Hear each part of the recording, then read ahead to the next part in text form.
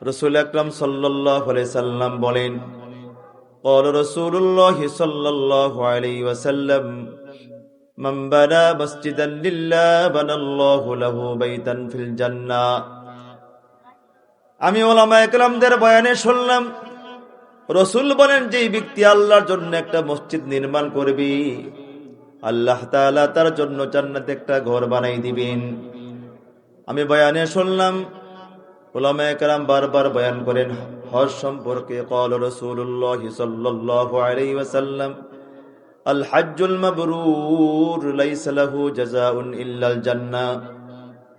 আল্লাহ রাসূল বলেন, যে ব্যক্তি আল্লাহর জন্য হজ করলো আর হজ্জে মাবরুর হয়ে গেল, আল হাজ্জুল মাবরুর কবুল হজ, লাইসা লাহু জাযাউন ইল্লাল জান্নাহ, যার বদলা একমাত্র জান্নাত, আর কিছুই না। এই জন্য আমি একবার, দুইবার, তিনবার নয়, আমি লক্ষ লক্ষ টাকা খরচ করে বাইতুল্লাহ বারবার যাই, প্রতি বছর হজের সফরে যাই। একটা উদ্দেশ্য আমার, যে আল্লাহ তাআলাকে সন্তুষ্ট করে জান্নাতের মালিক হওয়া। আমি বয়ান তাও শুনতে পেরেছি, আল্লাহ রাসূল বলেন, ক্বালা রাসূলুল্লাহ সাল্লাল্লাহু আলাইহি ওয়াসাল্লাম, মান হাজ্জা লিল্লাহ ফালাম ইয়ারফাস ওয়ালাম ইয়াফসুক রাজাআ কায়াউমি ওয়ালাদাতহু উম্মুহু। আমি বয়ানে শুনলাম, রাসূল বলেন, যে ব্যক্তি আল্লাহর জন্য হজ করলেন, তারপরে হজে গালাগালিও করলেন না, রফসও করলেন না, স্বামী স্ত্রী সুরবাচরণ করলেন না, আল্লাহ রাসূল বললেন, সে হজ থেকে এমন করে ফিরে আসবে যেন তার মা তাকে আজকে জন্ম দিয়েছি। আমি এই বয়ানগুলি বারবার শুনলাম, এর জন্য বারবার হজে গেলাম। আল্লাহ তাআলা অনেক সম্পদের মালিক বানাইছেন। সম্পদের মালিক হওয়ার কারণে আল্লাহ তাআলাকে সন্তুষ্ট করার জন্য বারবার হজ্জে বাইতুল্লাহ যাই। আমি নামাজ পড়ি, জন্য নামাজ হলো বেহেশতের চাবি। আমি নামাজ পড়ে পড়ে প্রতিদিন এক কদম দুই কদম করে করে জান্নাতের দিকে হাঁটতেছি। প্রতি বছর একটা হজ করে করে জান্নাতের দিকে এগোচ্ছি। আমি একটা দুইটা মসজিদ নয়, যেখানে সুযোগ পাই সেখানে মসজিদ নির্মাণ করি। আমি এমন কোন মাদ্রাসা নাই দান করি না। আমার একটা উদ্দেশ্য হলো আল্লাহ তাআলাকে সন্তুষ্ট করে জান্নাতের মালিক হওয়া। দোস্ত বন্ধু আমার, হাঁটি হাঁটি পা পা করে করে হজ্জে বাইতুল্লাহ বারবার করে করে, মসজিদ বারবার নির্মাণ করে করে, মাদ্রাসাগুলি বারবার নির্মাণ করে করে, 5 ওয়াক্ত নামাজ পড়ে, তাহাজ্জুদ নামাজ পড়ে আল্লাহর কাছে বারবার দোয়া করি, আল্লাহুম্মা ইন্না নাসআলুকা রিদাকা ওয়াল জান্নাতাল ফিরদাউস। আয় মালিক, সব মানুষ গুমের গরিব, কিন্তু মালিক আমি তোমাকে মহব্বত করি বিদায় তোমার সন্তুষ্ট অর্জন করে জান্নাতের মালিক হওয়ার জন্য আমি ঘুম থেকে উঠে গেছি। আল্লাহ, আয় আল্লাহ, সবাই গুমের গরিব, কিন্তু আমি তো ঘুমাই নাই। একটা উদ্দেশ্য আমার, আমি তোমাকে সন্তুষ্ট করে জান্নাতের মালিক হব। এমন করে করে দোস্ত বন্ধু আমার, আমি আমার পুরো জীবনটা আমি তাহাজ্জুদের রাতে কাটাইলাম, শেষ রাতে কাটাই দিলাম। কিন্তু দোস্ত বন্ধু আমার, হাঁটি হাঁটি পা পা করে করে জান্নাতের গেটের সামনে গেলাম। গিয়ে দেখলাম জান্নাতের গেটে ফাঁক দিয়ে দেখলাম আমার জান্নাতটা আমার জন্য লেখা আছে, কিন্তু তাকায় দেখি জান্নাতের গেট বন্ধ। এ মালাকুল জান্নাতের যে মালিক দারোগা আছে, খাজেন আছে, তাকে জিজ্ঞেস করলাম, বাইরে ওই যে ভিতরে আমার নামে জান্নাত দেখা যায়, দরজাটা খোলো, গেটটা খোলো। কিন্তু সে বলল, তোর জন্য জান্নাত লেখা আছে, ঠিক কপাল পরা, তুই জান্নাত পাবি না। বলে, কেন রে?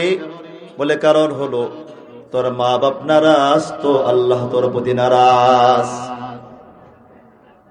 আমি বুঝাইতে পারছি না আপনাকে? বুঝি না? বুঝতে পারছেন? জোরে বলেন। তোর মা বাপ নারাজ, এই জন্য আল্লাহ নারাজ। তুই 500 মসজিদ নির্মাণ করেছিস, মালিক খুশি হয় নাই। তুই প্রতি বছর বারবার হজ্জে সফর করেছিস, কিন্তু মালিক খুশি ছিল না। তুই বারবার বারবার বারবার মাদ্রাসায় 1 লক্ষ টাকা দান করেছিলি, কিন্তু তোর মালিক তোর প্রতি খুশি ছিল না, নারাজ। বলে, কেন নারাজ? আমি তো আল্লাহর জন্য সব করলাম, মসজিদ আল্লাহর জন্য করলাম, মাদ্রাসাও আল্লাহর জন্য করলাম। আমি আলেমদের বয়ানে শুনলাম, আলেমরা বয়ান করেছেন, যেই ব্যক্তি আল্লাহর জন্য একটা মসজিদ নির্মাণ করবে, আমি তো একটা দুইটা মসজিদ বানাই নাই, আমি তো অনেকগুলি মসজিদ নির্মাণ করেছি। আমি লক্ষ কোটি টাকা খরচ করেছি, কিন্তু তুমি কেন বলো আমি আল্লাহ আমার প্রতি নারাজ? বলে কারণ হলো তোর মা বাপ তোর প্রতি নারাজ ছিল, এই জন্য আল্লাহ তোর কোনো আমলেই সন্তুষ্ট হয় নাই। কথা বোঝেন না মনে? যে হাদিসটা খুতবায় পাঠ করেছি, ক্বালা রাসূলুল্লাহ সাল্লাল্লাহু আলাইহি ওয়াসাল্লাম রিযার রাব্বি ফি রিযাল ওয়ালিদাইন। আল্লাহ রাসূল বলেন মা বাপ সন্তুষ্ট তো আল্লাহ তাআলা সন্তুষ্ট। ও সাকাতুর রাব্বি ফি সাকাতিল ওয়ালিদাইন, মা বাপ নারাজ তো আল্লাহ তাআলা নারাজ। হাজার দান খয়রাত করো ফায়দা হবে না। পুরা জীবন যদি নামাজ পড়ে পড়ে তাহাজ্জুদ পড়ে পড়ে ক্রন্দন করে জান্নাত বারবার চাই, অথচ হাদিসে সুস্পষ্ট আল্লাহ রাসূল বলেন ক্বালা রাসূলুল্লাহ সাল্লাল্লাহু আলাইহি ওয়াসাল্লাম, আল্লাহ রাসূল বলেন যে ব্যক্তি রাতের বেলা বা দিনের বেলা যে কোনো মুহূর্তে জান্নাতের আশায় চোখের পানি ছেড়ে দেয়, জাহান্নামের ভয়ে চোখের পানি ছেড়ে দেয়, আল্লাহ তাআলা তার জন্য জাহান্নাম আল্লাহ তাআলা হারাম করে দেন, জান্নাতকে আল্লাহ ওয়াজিব করে দেন।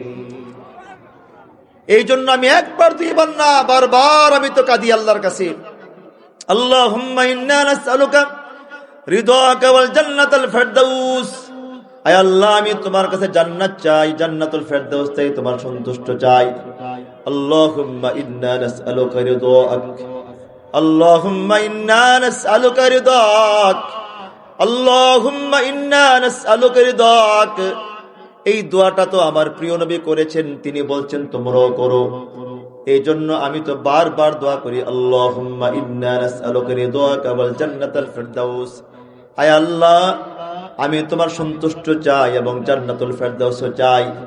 কিন্তু আল্লাহ বলে গোলাম আমি আল্লাহ তাআলা তোমার একটা আমলও সন্তুষ্ট না। কারণ হলো তোমার মা বাপকে নারাজ করে তুমি যতই আমল আমার জন্য করো আমি একটা আমলও সন্তুষ্ট হব না। ঠিক কিনা জোরে বলেন? সুতরাং দোস্ত যত ইবাদত করেন না কেন, কোন মুফতি বলেন, মুহাদ্দিস বলেন, শাইখ হাদিস বলেন, যত বড় পীর বলেন, কিন্তু বাহ্যিক দৃষ্টিতে পীর দেখা যায়। আরে দোস্ত হাসরের মাঠেতে এমন অবস্থা হবে যে সাধারণ জনগণ কিছু পীরের হালত দেখে, কিছু আলেমদের হালত দেখে হতভম্ব হয়ে যাবে, নিজের বিচার ভুলে যাবে, কিরে এটা কি দুনিয়ার অমুক পিসাব না? দেখবে ফেরেশতারা তার হাত পায়ে জাহান্নামের শিকল লাগাইয়া জাহান্নামে টানতেছেন। যার বয়ান শোনার জন্য মানুষ দৌড়ে আসছে, কিন্তু হাসরের মাঠে তার অবস্থা করুন দোস্ত। এই জন্য কোন কারণে সেই ব্যক্তি আটকে গেছে বলা যায় না। তো বিচারের ময়দানে বেশিরভাগ যে কারণে আটকাবে মানুষ, তার ভিতরে অন্যতম একটি কারণ হলো পিতামাতার অসন্তুষ্ট। কথা কয় না? কার জোরে বলেন, কার জোরে বলেন? পিতামাতার অসন্তুষ্ট, পিতামাতার নারাজের কারণে বিচারের ময়দানে বেশিরভাগ মানুষ আটকে যাবে শুধু পিতামাতার নারাজের কারণে। যতই ইবাদত করেন আপনি, যতই আপনি আমল করেন না কেন, কিন্তু আল্লাহ তাআলা আপনার আমলে সন্তুষ্ট হবে না যতক্ষণ পর্যন্ত পিতামাতা সন্তুষ্ট না হবে। এই জন্য আল্লাহ তাআলা কোরআনের ভিতরে আল্লাহ তাআলা সেটা সুস্পষ্ট করে আলোচনা করে দিয়েছেন। যে আয়াত আমি তেলাওয়াত করেছি, আল্লাহ তাআলা বলে ওয়াকাদা রাব্বুকা আল্লা তা'বুদু ইল্লা ইয়্যা, ওয়াকাদা রাব্বুকা আল্লা তা'বুদু ইল্লা ইয়্যা ওয়া বিল ওয়ালিদাইনি ইহসানা ইম্মা ইয়াবলুগান্না ইনদাকাল কিবরা আহাদুহুমা আও কিলাহুমা ফালা তাকুল লাহুমা উফ فلا تقل لهما اف ولا تنهرهما وقل لهما قولا كريما। এই আয়াত প্রসঙ্গে ইখতিলাফ আছে। আয়াতটা কি সরাসরি জিবরাইল দিয়ে নাজিল করেছেন নাকি মেরাজের রাত্রে আল্লাহ তাআলা রাসূলকে সামনে বসাইয়া তিনি নিজেই তেলাওয়াত করেছেন? গোটা কোরআনের সমস্ত আয়াতগুলি আল্লাহ তাআলা জিবরাইল দিয়ে পাঠাইছেন, কিন্তু এই আয়াতটাকে আল্লাহ তাআলা সরাসরি মেরাজের রাত্রে আল্লাহ নিজের জবানে রাসূলের সামনে তেলাওয়াত করেছেন। এই আয়াতটা আল্লাহ বলে ওয়াকাদা রাব্বুকা আল্লা তা'বুদু ইল্লা ইয়্যা, ওয়াকাদা রাব্বুকা আল্লা তা'বুদু ইল্লা ইয়্যা ওয়া বিল ওয়ালিদাইনি ইহসানা। আল্লাহ তাআলা বলে বন্ধু আমার, হাবিব আমার, আপনার রবের পক্ষ থেকে চূড়ান্ত ফয়সালা, দুনিয়ার জমিনে একমাত্র শুধুমাত্র কেবলমাত্র ইবাদত চলবে আমার, আর একমাত্র শুধুমাত্র কেবলমাত্র খেদমত চলবে পিতামাতার। আপনারা কি শুনতেছেন নাকি তাকাই আছেন বুঝতেছি না। শুনতেছেন? জোরে বলেন না। শুনেন, ফায়দা হবে দোস্ত, অনেক লাভ হবে। এই বয়ানটা শুনে যান। আমি অনেক কষ্ট করি, আমি আজকে আসতেও আমি গাড়ির ভিতরে কিতাব মোতালা করেছি দোস্ত। আমি লম্বা সময় পর্যন্ত অনেকগুলি কিতাব মোতালা করে তারপরে কথাগুলি জমা করেছি। এক জায়গায় এক তাফসিরে, দুই তাফসিরে নাই। আমার দোস্ত বন্ধু আমার, আল্লাহ তাআলা বললেন, বন্ধু আমার, হাবিব আমার, ওয়াকাদা রাব্বুকা আল্লা তা'বুদু ইল্লা ইয়্যাহ ওয়া বিল ওয়ালিদাইনি ইহসানা। বন্ধু, আজকে মেরাজের রাতে আপনার রবের পক্ষ থেকে চূড়ান্ত সিদ্ধান্ত, সুবহানাল্লাহ, চূড়ান্ত ফয়সালা। ওয়াকাদা রাব্বুকা আল্লা তা'বুদু ইল্লা ইয়্যাহু, দুনিয়ার জমিনে একমাত্র শুধুমাত্র কেবলমাত্র ইবাদত চলবে আমি আল্লাহর। কার? জোরে বলেন কার? কোনো দরগা নয়, কোনো দুর্গা নয়, ঠিক কিনা? জোরে বলেন। ইবাদত চলবে কার? 2 নাম্বার ওয়াবিল ওয়ালিদাইনি ইহসানা, 2 নাম্বার খেদমত চলবে পিতা মাতার। কার? জোরে বলেন। দেখেন আশ্চর্য বিষয়, আল্লাহর ইবাদতের পরেও সঙ্গে সঙ্গে আল্লাহ তাআলা পিতা মাতার খেদমত কথা এনেছেন। কারণ কি? আমি পৃথিবীতে আসার, এই যে পৃথিবীতে আমি আসছি তার মূল হলো আল্লাহ তাআলা, উসিলা হলো পিতা মাতা, ঠিক কিনা? জোরে বলেন। পৃথিবীতে আসার মূলকে, পৃথিবীতে আমাকে আনছে যিনি, তিনি মূল হলো আল্লাহ তাআলা, আর মাধ্যম হলো পিতা মাতা। পিতা মাতার মাধ্যমে আল্লাহ তাআলা আমাকে পৃথিবীতে পাঠিয়েছেন। কারণ আল্লাহ তাআলা ইহসান করেছেন আমার শরীর গঠনের উপরে। আর পিতা মাতা পৃথিবীতে আসার পরে, মায়ের পেটে আসার পর থেকে মা আমাকে সুস্থ রাখার জন্য, আমাকে ঠিক রাখার জন্য মা অনেকদিন খানাও খায় নাই, এবং আমাকে সুস্থ রাখার জন্য স্বাদের খাবারটা মা মুখে দেয় নাই, ঠিক কিনা? জোরে বলেন। আমাকে সুস্থ রাখার জন্য মা এমনকি 1 সপ্তাহ পর্যন্ত গোসলও করে নাই। মাথার ভিতরে চুল জট হয়ে গেছে, কিন্তু সন্তানকে সুস্থ রাখার জন্য মা, সন্তানকে ভালো রাখার জন্য মা গোসলও করতে পারে নাই, ঠিক কিনা? জোরে বলেন। এই জন্য আল্লাহ তাআলা বলছে যে আমার ইবাদতের পরে, তারপরে খেদমত চলবে কার? জোরে বলেন। পিতা মাতা। আল্লাহ তাআলা বলেন, ওয়াকাদা রাব্বুকা আল্লা তা'বুদু ইল্লা ইয়্যাহু ওয়া বিল ওয়ালিদাইনি ইহসানা। আল্লাহ তাআলা বললেন, বন্ধু আমার, হাবিব আমার, দুনিয়ার জমিনে ইবাদত চলবে আমি আল্লাহর, খেদমত চলবে পিতা মাতার। এই আয়াত যখন নাযিল হলো, একজন সাহাবী রাসূল আকরাম সাল্লাল্লাহু আলাইহি সাল্লামকে জিজ্ঞেস করলেন, ইয়া রাসূলুল্লাহ, মান আহাক্কু বিহুসনি সাহাবাতিহি। ইয়া রাসূলুল্লাহ, এই পৃথিবীতে পিতামাতার মধ্যে, এই পৃথিবীতে আমার কাছে সৎ ব্যবহার পাওয়ার জন্য সবচেয়ে হকদার বেশি কি? আমার কাছ থেকে উত্তম ব্যবহার পাওয়ার জন্য, উত্তম আচরণ পাওয়ার জন্য সবচেয়ে হকদার এই গোটা পৃথিবীতে সবচেয়ে বেশি কি? আল্লাহ রাসূল, উম্মুকা, তোমার মা। সুবহানাল্লাহ। কে? জোরে বলেন কে? আল্লাহ রাসূল বললেন, এই আয়াত যখন নাজিল হলো যে আল্লাহর ইবাদতের পরেও পিতামাতার খেদমত, এই আয়াত যখন নাজিল হলো তো সাহাবীরা তো আশ্চর্য হয়ে গেলেন। এখন দেখেন একটা বিষয় আমি আগে ক্লিয়ার করে নিই। আল্লাহ তাআলা তার ইবাদতের পরেই পরবর্তীতে বললেন খেদমত চলবে পিতামাতার। এটা হলো 2 নাম্বার কাজ। অর্থাৎ আমার অফিস আদালতের চাইতেও, আমার চাকরির চাইতেও, আমার ব্যবসার চাইতে আল্লাহর ইবাদতের পরেই সবার আগে যে ব্যক্তি হকদার সে হলো আমার পিতামাতার খেদমত, ঠিক কিনা? জোরে বলেন। যদি আমার পিতামাতার খেদমত করতে গিয়ে ব্যবসা বন্ধ হয়ে যায়, বন্ধ করে দিতে হবে, পিতামাতার খেদমত করতে হবে, ঠিক কিনা? জোরে বলেন।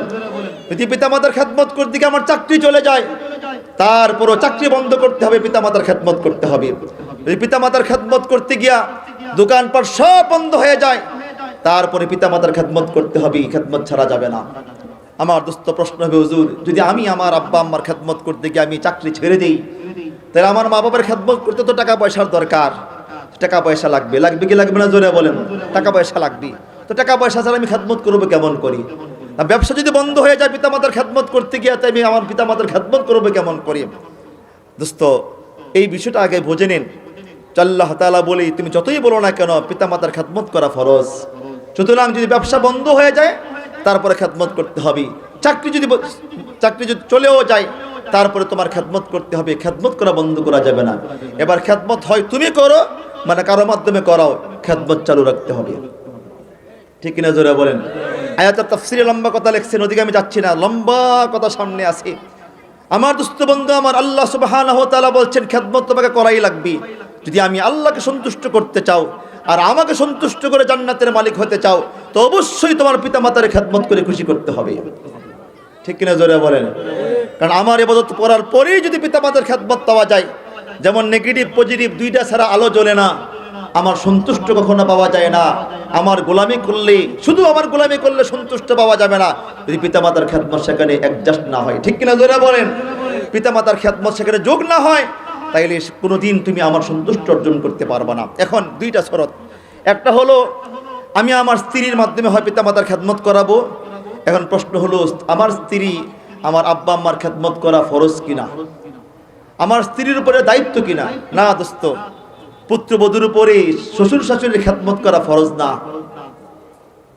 তবে দিতে বললাম না, পুত্রবধূর উপরে শ্বশুর শাশুড়ির খেদমত করা ফরজ নয়। যদি আপনি চাপাইয়ে দেন, জুলুম করবেন তার উপরে। এখন শ্বশুর শাশুড়ির খেদমত কে করবে? এটা ছেলেই করবে, বাবার মায়ের খেদমত ছেলেই করবে। এখন প্রশ্নটা দাঁড়ালো, তাইলে আমাদের সমাজে যদি হাদিস আপনি বলেন আর মাসালা বলেন, তো এমনি তো নাচুনি বুড়ি আবার পড়ছে ডোলো বাড়ি। ঠিক কিনা জোরে বলেন? খেদমত তো আর কেউ করবে না তাইলে দোস্ত না। কিন্তু স্ত্রীর খেদমত স্বামীর জন্য, স্বামীর খেদমত করা স্ত্রীর জন্য ফরজ, শ্বশুর শাশুড়ির খেদমত করা ফরজ নয়। সেই ক্ষেত্রে স্বামী তার স্ত্রীকে বোঝাবি, দেখো আমি যদি আমার অফিস বন্ধ করে, ব্যবসা বাণিজ্য বন্ধ করে যদি আমি আমার মায়ের বাবার খেদমতের পিছিয়ে পড়ে থাকি, তো তোমারও খানা বন্ধ হবে, আমারও খানা বন্ধ হবে, সবার খানা বন্ধ হবে। তুমি আমার আব্বা আমাকে দেখাশোনা করো, আমার খেদমতটা আমার পিতামাতারে দিয়ে দিও। কথা বলছেন না? জোরে বলেন। আমার খেদমতটা পিতামাতাকে দিয়ে দিও, আমার যে সেবাটা করতে সেই সেবাটা পিতামাতাকে দিয়ে দিও। এটাও যদি সম্ভব না হয়, তাইলে আপনি টাকার মাধ্যমে কোনো মহিলাকে ভাড়া করে পিতামাতার খেদমত আঞ্জাম দেওয়া লাগবে। ঠিক কিনা জোরে বলেন? পিতামাতা অসন্তুষ্ট হওয়া যাবে না। যেমন আমার মাকে আমি ডাকাতে দিতে পারি না, অনেক চেষ্টাই পর্যন্ত করেছি, আমার বড় ভাই ছাড়া কিছুই বোঝে না। এমনকি আমার বাসায় গেলে, ডাকাতে গেলে বলে, তোমার বাসা তো পাখির বাসার মতো ভাল লাগে না, আমার দেশে ভাল লাগে। অথচ আমি আলহামদুলিল্লাহ আমার আম্মার জন্য শুধু সাধারণ টাকা না, যতটুক খরচ হয় এর চাইতে বহুগুণ টাকা আমার আম্মার হাতে দিয়ে যাই, ভাইকে দিয়ে যাই। ভাইয়ের জন্য আলাদা খরচ করে, যে ভাই আপনার যেহেতু আপনার খেদমত আল্লাহ আমার মা পছন্দ করি, আমার মা যেন কষ্ট না পায়, আলহামদুলিল্লাহ। সুতরাং আমার মার খেদমত করার জন্য যতটুক আমার চেষ্টা আছে, একটু ত্রুটি হচ্ছে না ইনশাআল্লাহ। এই জন্য দোস্ত বন্ধু আমার, আল্লাহ তাআলা বলে, যদি আমার সন্তুষ্ট করতে চাও, আমার রাজি খুশি করতে চাও, জান্নাতে ঢুকতে চাও, তাইলে আমার ইবাদতের পরক্ষণেই তোমার পিতামাতার খেদমত করতে হবে। এই আয়াত যখন নাজিল হলো, একজন সাহাবী বললেন, ইয়া রাসূলুল্লাহ, মান আহাক্কু বিহুসনি সাহাবাতিহি। ইয়া রাসূলুল্লাহ, পৃথিবীর জমিনে যত মানুষ আছে, যত লোক আছে, এই লোকদের ভিতরে আমার উত্তম ব্যবহার পাওয়ার উপযুক্ত কি? আমার কাছ থেকে সুন্দর ব্যবহার পাওয়ার উপযুক্ত কি? রাসূল বললেন, উম্মুকা, তোমার মা। সুবহানাল্লাহ, তোমার মা তোমার কাছে সবচেয়ে উত্তম ব্যবহার পাবে, এটাই ঠিক। সাহাবীরা আবার বললেন, সুম্মা মান, এরপরে কার? রাসূল বলেন, উম্মুকা, তোমার মার। তারপরে সাহাবী আবার বললেন, সুম্মা মান, তারপরে কার? রাসূল বলেন, উম্মুকা, তোমার মার। সাহাবী আবার বললেন, সুম্মা মান, তারপরে কার? রাসূল বলেন, আবাকা, 4 নাম্বার তোমার বাবার। তোমার কাছ থেকে সবচেয়ে উত্তম ব্যবহার যে ব্যক্তি পাওয়ানোর উপযুক্ত, এর ভিতরে প্রথম কে? মা। দ্বিতীয়বারও মা, তৃতীয়বারও মা, চতুর্থবার রাসূল বলেন তোমার বাবার। মায়ের কথা রাসূলকে 3 বার বললেন কেন? এই প্রসঙ্গে মুফাসসিরে কেরাম লিখেছেন, কারণ বাবার চাইতে মায়ের 3টা কষ্ট বেশি। কয়টা কষ্ট বেশি? জোরে বলেন, জোরে বলেন, কয়টা কষ্ট বেশি? আল্লাহ সুবহানাহু ওয়া তাআলা বলে, বান্দারে, হামালাতহু উম্মুহু কুরহা ওয়া আযাআতহু কুরহা ওয়া হামলুহু ফিসালুহু 30 শাহরা। আল্লাহ বলে, গোলাম, তোমার মা তোমাকে অনেক কষ্ট করে পেটে ধারণ করেছেন। 2 নাম্বার, তোমার মা তোমাকে গর্ভধারণ করেছেন কষ্ট করে। হামালাতুহু উম্মুহু কুরহা, তোমার মা তোমাকে কষ্ট করে গর্ভে ধারণ করেছেন। ওয়া যাআতহু কুরহা, তোমাকে ভূমিষ্ঠ করার সময় তোমার মা অনেক কষ্ট পেয়েছে। দোস্ত, আমরা যারা জানি, যারা বিবাহ করেছি, আমরা অনেকে দেখি অনেক মা বাচ্চা প্রসবের সময় কথা বলে ফেলে, আমার আর সহ্য হচ্ছে না, আমাকে বিষ তো বিষকে মরে যাই। ঠিক কিনা জোরে বলেন? মায়ের কষ্ট এত কষ্ট হয় দোস্ত, বাচ্চা প্রসবের সময় মা বারবার মৃত্যুর কামনা করে, আর বলে, বাচ্চা আমাকে মেরে ফেলো, আমি আর সহ্য করতে পারি না।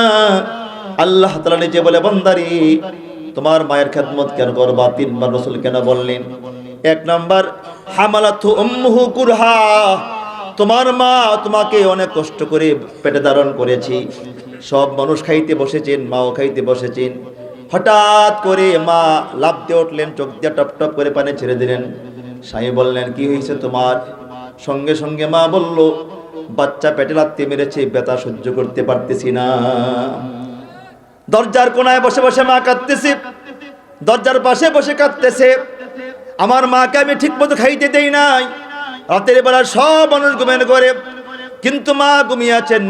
সারা রাত একটু পর পর লাথি মেরেছে মায়ের কলিজার ভেতরে, ঠিক কিনা জোরে বলেন? রাত্রে একবার, দুইবার, তিনবার নয়, মা বারবার উঠছেন।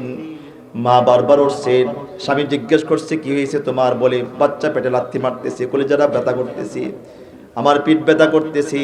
10টা মাস পর্যন্ত আল্লাহ বলে, গোলাপ, তোমার মা ঠিক মতো খাইতেও পারে নাই, পেশাব পায়খানা করতে পারে নাই, ঘুমাইতে পারে নাই। হামালাতহু উম্মুহু কুরহা, তোমার মা তোমাকে কষ্ট করে পেটে ধারণ করেছেন। 2 নাম্বার, ওয়াজাআতহু কুরহা, 2 নাম্বার, তোমাকে প্রসব করেছেন কষ্ট করে। প্রসবের কারণে মা গলা কাটা গরু, মুরগির মতো, গরু জবাই করার মতো মায়ের পেশাব রাস্তা দিয়ে ঝরঝর করে রক্ত বের হয়েছে, ঠিক কিনা জোরে বলেন? মায়ের পুরা শরীরটা রক্তে ভিজে গেল দোস্ত।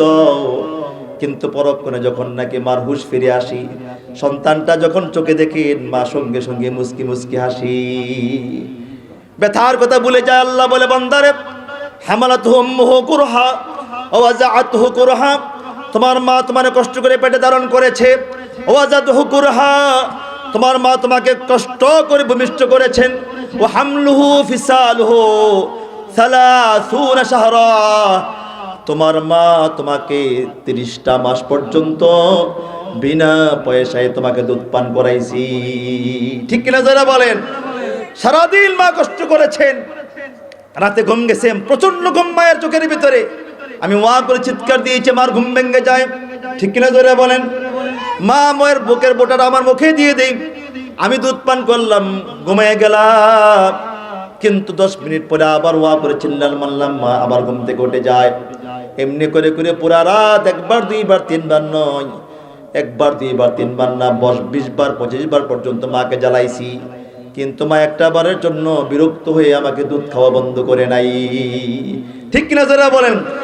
আপনারা যারা আছেন, আপনাদের স্ত্রীদেরকে যারা দেখছেন, আপনি তো নাক টাইনা ঘুমান, কিন্তু স্ত্রী তো সারা রাত সে বসে বসে দুধ পান করাইতেছে, ঠিক কিনা জোরে বলেন? সারা রাত দুধ পান করাইতেছে, কিন্তু আপনি তো ঘুমান। এই প্রচন্ড শীতে মায়ের শরীরে কোনো ঠান্ডা কাপড় নাই, কিন্তু মা দুধ পান করাচ্ছে। সাহাবী বলেন, ইয়া রাসূলুল্লাহ, আমার সবচেয়ে বেশি, আমার কাছে উত্তম ব্যবহার পাওয়ার সবচেয়ে বেশি হকদার কি? রাসূল বলেন, উম্মুকা, তোমার মা, তোমার মা, তোমার মা। রাসূল বলেন, আহা, যদি আমার মা বেঁচে থাকতেন, আর যদি আমার মা, আমি নামাজে দাঁড়ায় যাইতাম, রাসূল বলেন, যদি আমার মা আমাকে ডাকতেন মুহাম্মদ, আমি সঙ্গে সঙ্গে নামাজ ছেড়ে দিতাম। আমি বলতাম, মা, তোমার সন্তান মুহাম্মদ তোমার সামনে হাজির। মায়ের খেদমত, পিতামাতার খেদমত, এই সম্পর্কে আমি আস্তে আস্তে বলার চেষ্টা করব, যে আল্লাহ তাআলা কতটুকু বলার তৌফিক দান করেন। 4 নম্বরে রাসূল বললেন, আবাকা, তোমার কাছে সবচেয়ে বেশি উত্তম ব্যবহারের উপযুক্ত হলো তোমার বাবা। সে তোমার কাছে পাও না বেশি উত্তম ব্যবহার। এখন আল্লাহ সুবহানাহু ওয়া তাআলা এই যে উত্তম ব্যবহারটা পাবে আমার কাছ থেকে আমার পিতা মাতা, এটা পার্থক্য আছে কি আছে না? জোরে বলেন। মা এবং বাপ দুইজনে উত্তম ব্যবহার আমার কাছে পাবে। মায়ের কথা রাসূল 3 বার বলেছেন, আর বাবার কথা রাসূল 1 বার বলেছেন। এখন আমার পিতা মাতার সামনে যে উত্তম ব্যবহার করব, উত্তম ব্যবহার হয় 2 ভাবে। কয়ভাবে? জোরে বলেন। একটা হলো কথার মাধ্যমে, আর একটা হলো কর্মের মাধ্যমে। বলেন, একটা কি? জোরে বলেন। একটা কি? জোরে বলেন। কথার মাধ্যমে। আল্লাহ তাআলা গোটা কোরআনের ভিতরে আল্লাহ তাআলা যে আয়াত তেলাওয়াত করেছে, আয়াতের ভিতরে সুন্দর করে সাজিয়েছেন যে তোমার আব্বা আম্মার সামনে উত্তম ব্যবহার তুমি কেমনে করবে। হয় তোমার আব্বা আম্মার সামনে কথা বলতে হবে, 2 নম্বর তোমার আব্বার খেদমত, আম্মা আব্বার খেদমত করতে গিয়ে তুমি কাজ করতে হবে, ঠিক কিনা? জোরে বলেন। তো মানুষ পৃথিবীতে খেদমত পায় কয়ভাবে? জোরে বলেন না। উত্তম ব্যবহার পায় কয়ভাবে? আমি আবার বলি, হাদিসের আল্লাহ রাসূল কি বলছেন, যে তোমার পিতামাতা তোমার কাছে পৃথিবীতে সবচাইতে বেশি উত্তম ব্যবহার পাওয়ার উপযুক্ত কে? জোরে বলেন না। পিতামাতা। বলেন, কে? জোরে বলেন না। পিতামাতা। তো রাসূল বলছেন পিতামাতা সবচেয়ে বেশি উত্তম ব্যবহার পাওয়ার উপযুক্ত। এখন উত্তম ব্যবহার পায় দুইভাবে, কয়ভাবে জোরে বলেন? একটা হলো কথার মাধ্যমে, আর একটা হলো কি কাজের মাধ্যমে। এই দুইটা কথাই আল্লাহ তাআলা কোরআনে বলেছেন। কোরআন তো খাস, কিন্তু দোস্ত বন্ধু আমার, তার ব্যাখ্যা তো অনেক বড়। কোরআন মুখতাসার, সংক্ষিপ্ত। এবার আল্লাহ তাআলা বলে ইম্মা ইয়াবলুগান্না ইনদাকাল কিবারা আহাদুহুমা আও কিলাহুমা ফালা তাকুল লাহুমা উফ। আল্লাহ বলে গোলাম, তোমার মা বাপ দুইজন বা দুইজনের কোনো একজন তোমার সামনে যদি বুড়া হয়ে যায়, ইম্মা ইয়াবলুগান্না ইনদাকাল কিবারা আহাদুহুমা। দেখেন পিতামাতার খেদমতটা করবেন কেমনে, উত্তম ব্যবহার করবেন কিভাবে, আল্লাহ তাআলা একটা একটা করে বয়ান করতেছেন। ওয়াকাদা রাব্বুকা আল্লা তা'বুদু ইল্লা ইয়্যাহু ওয়া বিল ওয়ালিদাইনি ইহসানা ইম্মা ইয়াবলুগান্না ইনদাকাল কিবারা আহাদুহুমা আও কিলাহুমা ফালা তাকুল লাহুমা উফ ফালা তাকুল লাহুমা উফ ফালা তাকুল লাহুমা উফ।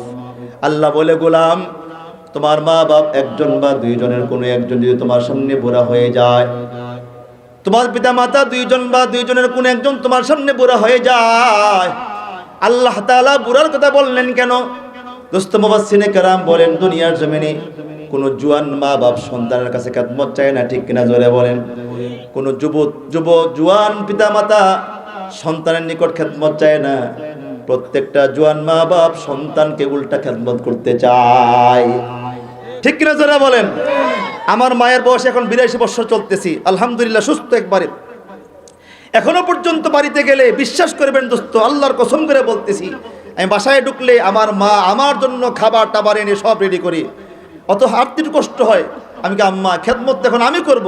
ও না রে বাপ, এখনো সময় হয় নাই, আমি তো এখন আমার হাতের রতে আছি।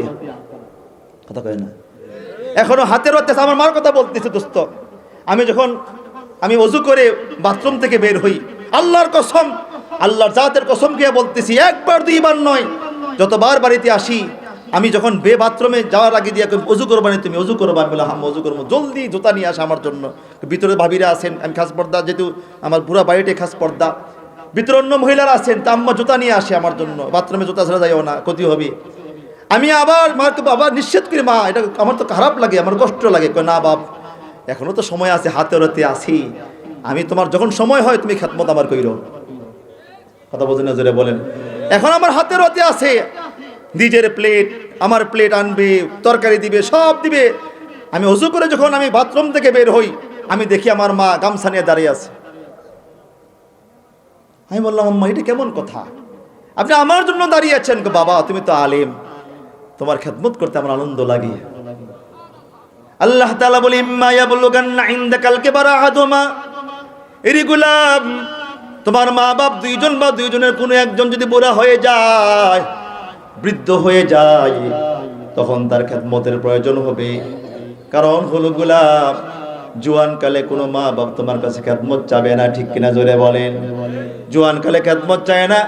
পৃথিবীতে এমন কোনো মা বাপ নাই জোয়ানকালে খেদমত চায়। প্রত্যেকটা মা বাপ বুড়া হওয়ার পরে খেদমত চায়। কেমন বুড়া? যখন বিছানায় পড়ে যায়, ঠিক কিনা জোরে বলেন? বিছানায় পড়ার আগ পর্যন্ত পৃথিবীতে কোনো মা বাপ সন্তানের কাছে খেদমত চায় না, ঠিক কিনা জোরে বলেন?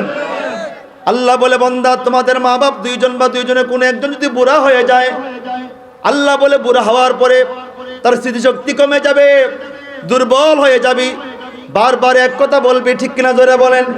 কারণ হলো আমি আল্লাহ তাআলা নিজেই দুর্বল বানাই।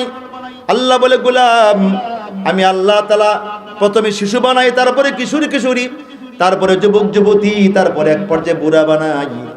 আমি আল্লাহ তাআলা নিজে চামড়া ডিল করি।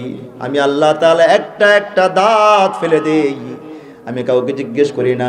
টান টান চামড়াগুলি আমি আল্লাহ ডিল করি, বন্দা কাউকে জিজ্ঞেস করি না। এই স্মৃতিশক্তি আমি আল্লাহ তাআলা নিজেই ঢিলা করে দিই। তোমার পিতা মাতার স্মরণ থাকে না, যতই বয়স বেড়ে যায় দেখবা তোমার মা বাপ আরো রাগী হয়ে যায়। দুস্থ তাকায় দেখবেন, পিতা মাতার বয়স যখন বেশি হয়ে যায় তার রাগ বেড়ে যায়, ঠিক কিনা জোরে বলেন? সাধারণ কথা রাগ করে ফেলে, মেজাজ গরম হয়ে যায়। আল্লাহ বলে, গোলাম এটা আমি আল্লাহ তাআলা করে দেই তোমাকে পরীক্ষা করার জন্য। আল্লাহ বলে, গোলাম ইম্মা ইয়াবলুগান্না ইনদাকাল কিবারা আহাদুহুমা আও কিলাহুমা ফালা তাকুল লাহুমা উফ উফ উফ। আল্লাহ বলে বান্দা সাবধান, তোমার মা বাপ তোমাকে জ্বালাতন শুরু করবে। তোমার পিতা মাতার সামনে তুমি বাসা দিয়া কথা দিয়া এমন ব্যবহার করিও না যেই ব্যবহারে তোমার পিতা মাতা তোমার প্রতি উপশব্দ ব্যবহার করি। এই আয়াতের ব্যাখ্যা দুইটা কথা লিখেছেন। একটা হলো তুমি নিজে উফ করবে, অথবা তোমার মা বাপ তোমার কোনো কথায় উপশব্দ ব্যবহার করবে। যেমন যখন বুড়া হয়ে যায়, বার্ধক্য চলে আসে, তখন দেখবেন পিতামাতা এমন জ্বালায়, শুধু জ্বালান, আমি আমার কথা বলতেছি, আমার আম্মার কথা বলতেছি, একটা কথা একবার দুইবার না 50 বার বলেও শেষ না, আবার বলবে। আমি যখন বাড়িতে আসি, তা আমার পাশে বসে ও এটা মাসালা। আমি বলি কি বলেন? কয় আমি তো এখন আগের মতো তাহাজ্জুদ পড়তে পারি না, তো এশারের পরে যদি 2 রাকাত পড়ে ফেলি তাহাজ্জুদ আদায় হইব নি। তাই আমি বলি হ্যাঁ আম্মা হবে। তো কিছুক্ষণ আমি বসে রয়েছি, কথা বলতেছি, এই ফাঁকেই এই 2-3 মিনিট পরে আবার বলতেছি যে একটা মাসালা। কি মাসালা? আমি তো এশার নামাজ আমি তো শেষ রাত্রে উঠতে পারি না, এশার উপরে 2 রাকাত তাহাজ্জুদ পড়লে হবে নি। তা আমি আম্মা হবে। তো আবার 10 মিনিট পরে আবার কয় একটা মাসালা। আমি কি মাসালা বলেন? আমি তো তাহাজ্জুদ পড়তে পারি না, তো শেষ রাত্রে 2 রাকাত পড়লে তাহাজ্জুদ হইব না, এশার উপরে 2 রাকাত তাহাজ্জুদ হইব নি। আমি হ্যাঁ হবে। তা আবার 10 মিনিট পরে কয় একটা মাসালা।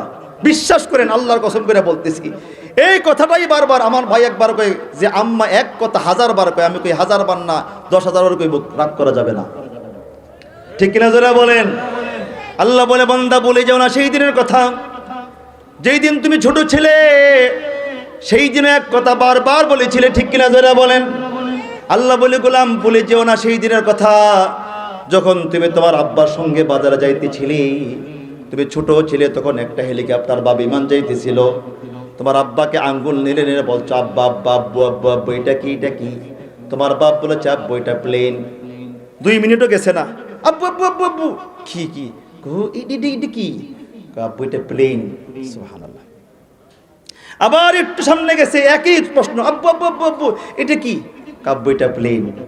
আবার একটু সামনে গেছে, আবার একই প্রশ্ন, আব্বু আব্বু আব্বু এটা কি? এটা প্লেন। আবার একটু সামনে গেছে, আবার জিজ্ঞেস করে আব্বু আব্বু এটা কি? তো বাপ কোলে নিয়ে চুমো খাইয়া বলতেছে আব্বু তুমি দেখো এটা প্লেন। কথা কয় না, কথা বোঝেন না মনে? তুমি দেখো এটা প্লেন। এক কথা বারবার বলার পরও রাগ করে নাই মা বাপ। আল্লাহ বলে তুমি সেই দিনটা ভুলে যেও না, যেই দিন তুমি একবার 2 বার না 1000 বার পিতা মাতাকে বিরক্ত করেছো। তারা বিরক্ত হয় নাই। ঠিক কিনা যারা বলেন? তারা আরো খুশি হয়েছে। শুধু খুশি হয় নাই, আনন্দ তোমাকে জড়াইয়া ধরছে। ঠিক কিনা জোরা বলেন? এমনকি তুমি তাকে বারবার তার দাড়িতে টান মেরেছো, বারবার তারা গালাগালি করেছো, তোমার মুখ দিয়ে কিন্তু সে কখনো হাসি ছাড়া কোনো কিছু করে নাই। তোমার হাতে বারবার চুমু খেয়েছেন, তোমাকে বারবার আদর করেছেন। আল্লাহ বলে গোলাম ইম্মা ইয়াবলুগান্না ইনদাকাল কিবারা আহাদুহুমা আও কিলাহুমা ফালা তাকুল লাহুমা উফ। সাবধান, তোমাদের মা বাপ যখন বুড়া হয়ে যাবে, তখন কিন্তু তার আচরণ ভিন্ন হয়ে যাবে। ঠিক কিনা জোরে বলেন? আচরণ ভিন্ন হয়ে যাবে। এক কথা বারবার জিজ্ঞেস করবে তোমাকে, এক কথা বারবার বলবে। সুতরাং সেই মুহূর্তে তুমি জবান দিয়া কথা দিয়া তোমার আব্বা আম্মাকে কষ্ট দিতে পারবা না, জবান দিয়ে ব্যবহার খারাপ করতে পারবা না। গোলাম, তোমার মা বাপ বারবার জিজ্ঞেস করবে, বারবার বলবে, বারবার একই কথা বলবে, কিন্তু তারপরে তুমি তোমার পিতামাতার সঙ্গে খারাপ আচরণ করতে পারবা না। আল্লাহ বলে গোলাম ভুলে যেও না সেই দিনের কথা, যেই দিন তুমি শিশুকালে বারবার তোমার আম্মা আব্বাকে একই কথা প্রশ্ন করেছিলে বারবার। এক মা 25 বছরের যুবককে সামনে বসাইয়া, তো দিনের বেলায় তিনি তরকারি করতেছেন। এই মুহূর্তের ভিতরে হঠাৎ করে ঘরের চৌকাটের উপর একটা কাক বসছে। তো মা জিজ্ঞেস করতেছে বেটা চৌকাট পর जो चीज बैठे है ये क्या है? বেটা চৌকাটে যে জিনিস বসা আছে তার নাম এটা কি? তো বলতেছে মা ये तो कौवा है। মা এটা তো কাক। তো মা চুপ করে বসা আছে। কিছুক্ষণ পরে আবার জিজ্ঞেস করছে বেটা এই চৌকাট পর जो चीज बैठे है ये क्या है? বাপ চৌকাটে যে জিনিসটা বসা আছে সেটা কি রে? মা ये तो क्या है कौवा है, এটা তো কাক। মা চুপ করে বসা ছিলেন। 5 মিনিট পরে আবার জিজ্ঞেস করছে বেটা चौखट पर जो चीज बैठे है ये क्या है? माँ क्या तू अंधा हो गया? तू नहीं देखती है कि ये कौवा है? कि माँ তুমি অন্ধ হয়ে গেছো নাকি? দেখো না এটা কাক। মেজাজ গরম। কথা কয় না, কথা বোঝেন না নাকি বোঝেন না? তো মা চুপ হয়ে গেছেন। আবার 10 মিনিট পরে জিজ্ঞেস করছে বেটা চৌखट पर जो चीज बैठे है ये क्या है? এবার বাপ তো এমন রাগ করছে, क्या बुढ़िया तू नहीं देखती है कि कौवा है? बार बार एक सवाल कर रही है क्या है क्या है, कितने अंधा हो गया, बार बार एक ही प्रश्न करतेছো এটা কি তুমি দেখতেছো না কাক। তো মা বলতেছে বেটা সেই দিনটা ভুলে যাও না, আজ থেকে 23 বছর, আজ থেকে 22 বছর পূর্বে ঠিক এই চৌকাটে একটা কাক বসা ছিল। তুই আমাকে একবার, দুইবার, তিনবার না, 5 বার না, 20 বার না, 50 বার না, 100 বার জিজ্ঞেস করেছিলে মা ये क्या है, মা চৌকাট পর ये क्या है, চৌকাটের জিনিসটা সেটা কি। আমি বারবার বলেছি বেটা ये कौवा है বাপ, এটা কাক।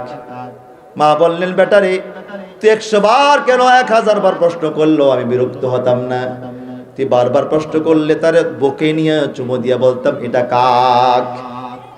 ঠিক কিনা জোরে বলেন। আল্লাহ বলে বান্দা ভুলে যাও না সেই দিনের কথা। এরিগুলা মিম্মা ইয়াবলুগান্না ইনদাকাল কিবরা আহাদুহুমা আও কিলাহুমা, তোমাদের মা বাপ দুইজন বা দুইজনের কোনো একজন বুড়া হয়ে যায়, বার্ধক্য হয়ে যায়, বুড়া হয়ে যায়। মা ইয়াবলুগান্না ইনদাকাল কিবরা আহাদুহুমা আও কিলাহুমা ফালা তাকুল লাহুমা উফ, সাবধান এদের সামনে উফ শব্দ ব্যবহার করতে পারবা না। হাজার জ্বালাতন করলে উফ শব্দ বলতে পারবা না, একটা উফ শব্দ বলে কষ্ট দিতে পারবা না। এরপর আল্লাহ কি বলে ওয়ালা তানহারহুমা, ধমক দিতে পারবা না। এই জায়গাটা ভালো করে বোঝেন, যেখানে উফ শব্দ করা যাবে না সেখানে ধমক দেওয়ার প্রশ্ন ওঠে না। ঠিক কিনা জোরে বলেন। আল্লাহ তাআলা তো কোরআনে এমনি এমনি কোনো কথা বলেন নাই, যেখানে উফ শব্দ করা যাবে না এখানে ধমকের কথা আসবে কেন? কথা বোঝেননি না বোঝেন না জোরে বলেন না। ভাই আমি দেখতেছি কিছু মানুষ উঠে যাচ্ছেন, অনুরোধ করে বলি ইবলিস আপনাকে বসতে দিবে না এই মুহূর্তের ভিতরে। এই কথাটা এত গুরুত্বপূর্ণ কথা, একটা কথাও দোস্ত নিজের ব্যক্তিগত না, প্রত্যেকটা কথা আমি একদম তাহাক্কিক সহকারে বলতেছি কথাগুলি, আপনি শোনেন ফায়দা হবে। আমি শুরুতে কথাটা ভেঙে ফেলেছি, যত ইবাদত আপনি করেন না কেন যদি পিতামাতা নারাজ থাকে জান্নাতে যাওয়া কথা কয় না, জান্নাতে ঢোকা কিনা জোরে বলা সম্ভব না। আমার দোস্ত বন্ধু আমার বসেন, ফায়দা হবে আপনাদের জন্য কথাটা। আল্লাহ তাআলা বলে ফালা ওয়ালা তানহারহুমা, আচ্ছা যেখানে উফ শব্দ বলতে আল্লাহ নিষেধ করেছেন যে তোমার পিতামাতা হাজার জ্বালাতন করলো, হাজার বিরক্ত করলো, উফ শব্দ বলতে পারবা না।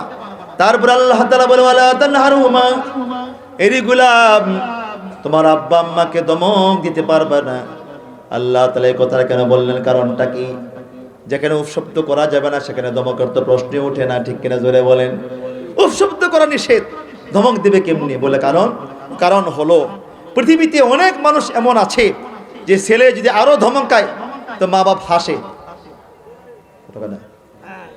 ঠিক কিনা জোরে বলেন। মা বাপ হাসে মাঝে মাঝে, তো আব্বা কয় কিও বাবা মন নাম খারাপ লাগে কি, কেউ কিছু করছে না? কিছু করো না। কাহারে আমার বাজার না মনে 3-4 দিন খায় নাই, আহারে এ বাদ্যছেন তারে। ঠিক কিনা জোরে বলেন। তোমার ধমকটা তার কাছে আনন্দ লাগে, তুমি তার ধমক দিলে, কারণ বাচ্চা তো মাত্র একটাই, এটা দমকাইলেও এটা খুশি, না দমকাইলেও খুশি। আল্লাহ বলে যদি এমন অবস্থা হয়ে যায় তো তোমার এছাড়া তোমার মা বাপ কিচ্ছু বোঝে না, ধমক দিলেও রাগ করে না। আল্লাহ বলে সাবধান, রাগ করুক আর না করুক ধমক দেওয়া যাবে না। আল্লাহ তাআলা বলে ইম্মা ইয়াবলুগান্না ইনদাকাল কিবরা আহাদুহুমা আও কিলাহুমা ফালা তাকুল লাহুমা উফ ফালা তাকুল লাহুমা উফফিন ওয়ালা তানহারহুমা, তোমাদের মা বাপ দুইজন বা দুইজনের কোনো একজন যদি বুড়া হয়ে যায়, বুড়া হয়ে যাওয়ার পরে বললাম শোনো তোমার আব্বা আম্মাকে ধমক দিতে পারবা না, উফ শব্দ বলতে পারবা না। এরপর আল্লাহ তাআলা বলে বান্দা এবার কি করবে? ওয়াকুল্লাহুমা কাওলান কারীমা, আল্লাহ তাআলা বলে তোমার আব্বা আম্মার সঙ্গে কাউলে কারীম বলবি। কাউলে কারীম কারে বলা হয়? কাতাদা রাহমাতুল্লাহ আলাইহি, ইমাম কাতাদা, উলামা একরাম যারা আছেন তারা ভালো করে জানেন, বিশ্ববিখ্যাত মুহাদ্দিস মুফাসসির ছিলেন ইমাম কাতাদা রাহমাতুল্লাহ আলাইহি। তাফসীরের এমন কোন কিতাব নাই যে কিতাবের ভিতরে ইমাম কাতাদা রাহমাতুল্লাহর হাওয়ালা নাই। ইমাম কাতাদা রাহমাতুল্লাহ আলাইহি তিনি বলেন কাউলান কারীমা, আর তাফসীরে তিনি লিখছেন দুইটা জিনিস হলো কাউলে কারীম। কয়টা বলেন? জোরে বলেন না। কয়টা? জোরে বলেন না। দুইটা জিনিস হলো কাউলে কারীম। সেটা কি? তিনি বলেন কাউলান লাইয়িনান ওয়া সাহলান, কাউলান লাইয়িনান ওয়া সাহলান। তিনি বলেন যে কাউলান কারীমের অর্থ হলো তোমার আব্বা আম্মার সঙ্গে এমন ভাবে কথা বলবে যে কথাটা কি হবে? কাউলে কারীম হবে। বলেন কি হবে?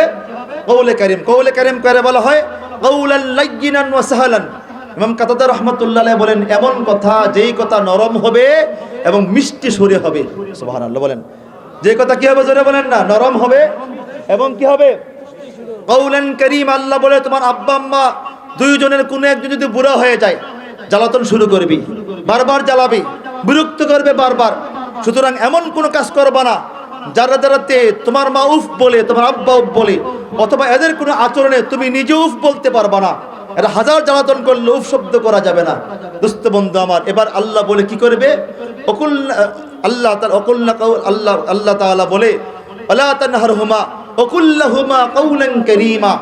এই দুইজনের সঙ্গে হাজার জ্বালাতন করলেও, হাজার বিরক্ত করলেও, হাজার কষ্ট দিলেও, হাজার জুলুম করলেও আল্লাহ তাআলা বলে কাউলে কারীম বলবা।